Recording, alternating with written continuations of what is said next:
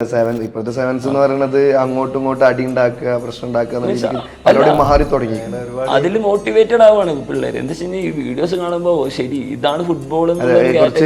കുറച്ച് ഇൻസ്റ്റഗ്രാം റീലും കൂടി ആകുമ്പോ ഫുള്ളായി. ഒരാൾ വരുന്നു, മറ്റാൾ ഇടിക്കുന്നു, ആ ഇടിച്ചവൻ രാജാവ്, മറ്റേ പക്ഷെ നമ്മളെ ഒരു ഈ സ്പോർട്സ് എന്ന് പറഞ്ഞ ഒരു ക്രിമിനൽ ബാക്ക്ഗ്രൗണ്ടിലേക്ക് കൊണ്ടുപോയിക്കൊണ്ടിരിക്കുന്ന പോലെ തോന്നിയിട്ടുണ്ട്.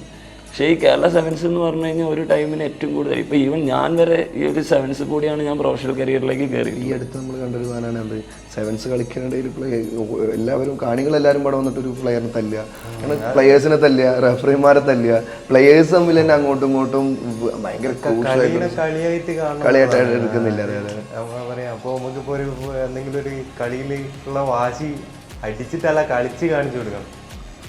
അങ്ങോട്ടും ഇങ്ങോട്ടും ഇപ്പം കളിക്കുന്ന സമയത്ത് ഫുട്ബോൾ പോലത്തെ ഒരു കളിയാണ്, ചിലപ്പോൾ ടാക്ലിങ്ങും ഫൗളുകളൊക്കെ ഉണ്ടാവും. അപ്പോൾ അതിൻ്റെ ദേഷ്യം തിരിച്ച് ടാക്കിൾ ചെയ്തിട്ട് അല്ലെങ്കിൽ മറ്റൊരാളെ ഉപദ്രവിച്ചിട്ടോ അല്ല അത് കാണിക്കേണ്ടത്. കളിച്ച് ഗ്രൗണ്ടിൽ കളിച്ച് ജയിച്ച് കാണിച്ചു കൊടുക്കണം.